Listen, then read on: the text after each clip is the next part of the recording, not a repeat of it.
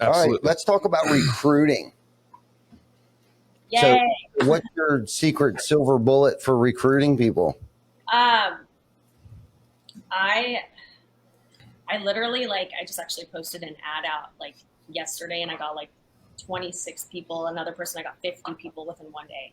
My secret sauce is like literally, it's all about how you word things. So for example, like roofing sales reps, or it's just like nobody's going to want to do that. I want to find people, first of all, okay, like car salesmen are awesome, right? People that work in restaurants are awesome. At the end of the day, you guys, it doesn't take a rocket science to be in this industry and make a shit ton of money, right? They just have to understand, because when I was introduced to this industry, I was like, what the hell am I getting into? I'm like, roofing? No, right? That was my first thoughts. And I'm like, that's probably every other person's thought too that doesn't know about the industry.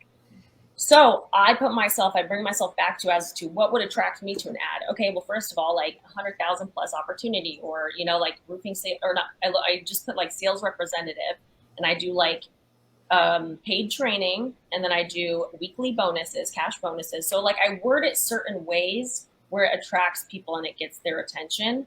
I'm not hiding anything. Like I just don't put 1099 in there, but I word it in a sense where it's like, okay, this could work for me. I'm going to get paid out weekly depending on bonuses. You know what I mean? Like I can make up to this amount of money. So it's all about that, finding the right attraction. Another thing that I've done is I've actually called like community colleges nearby. So like wherever's in your area, I'll call like a community college near there. They always have job fairs going on. If you don't have time to do that, just ask them where you can post, because they have a ton of job boards where they have all their students. Those kids are like the hungriest and the best. Plus they can make their own schedule. You know what I mean? So I'll ask what their boards are and they'll allow you to post on there too. So I found some people off there too, but other than that, that's kind of my secret weapon. And then from that, it's literally like people kind of want to hire so quickly. Like when I talk to somebody for example, I was on the phone with somebody yesterday. Like literally this guy answered and he's like, hello. And I was like I hung up immediately. You know what I mean? Like it's about like, you need to impress me. Like, hey, how are you? Like that's the type of person I'm looking for. So it's all about attitude, persona. Even when I look at their resumes, I'm looking how quickly they're jumping from job to job. That's a big thing. So finding that right person and then calling them, having a good combo, and then doing group interviews. Group interviews is key. There's a local business owner around here that my girl actually works for. Really? His name's David Gatto. He owns Future Solutions Fence and Deck, right? So he posted last week on his Facebook about how he potentially looks for people, and as a business owner, you know, I've obviously never owned a business, but I can agree with how, if I were to own a business, I can agree with his method that, you know, you should always be on the lookout for talent. Always.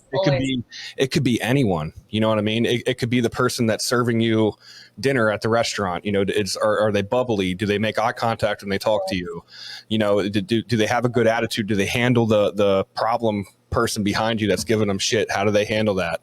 You know, the person that's overworked at the drugstore. Like it can be anywhere. You can find top talent anywhere, and it's just, you know, what are you going to do to entice them to want to make that change? Sometimes it's easy, sometimes it's hard. You know, because a lot of you know, I want to say in most cases, if you have a person that's just a rock star, it's going to be hard to get them out of what they're doing, because they're probably compensated well. They're probably treated well in most cases.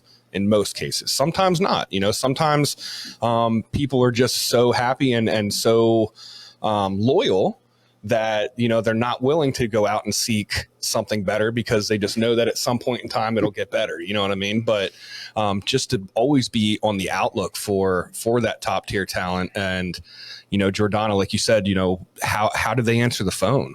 You know, because if someone sounds like they just got out of bed at 1 o'clock in the afternoon when you called them, it's probably not your guy. Yeah, exactly. For real. You know, and that's a good point too. You know, always looking for top talent, and that's something that I always say when someone reaches out to me through Messenger or whatever.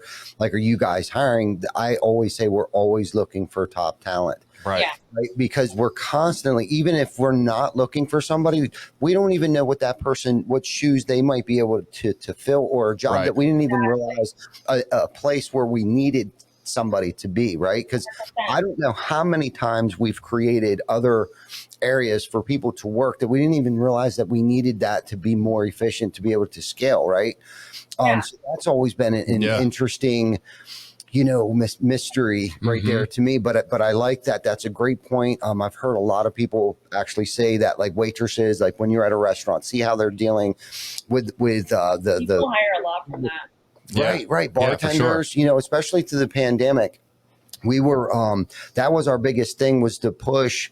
We were already working on the CRM that we were working on, but one of the biggest things is that we wanted the CRM 100% because we knew a lot of people were going to be laying off, like when it came to bartenders, restaurant, waitresses, waiters, and people like that. Because honestly, at the end of the day, wherever you come from doesn't really matter what you know, because our process probably isn't the same of where you came from anyhow. Right. So as long as you're willing to learn and have the right attitude and tenacity, that tenacity to want to learn, you're going to fit in. You're going to fit in the culture, because we're going to train you everything and anyhow.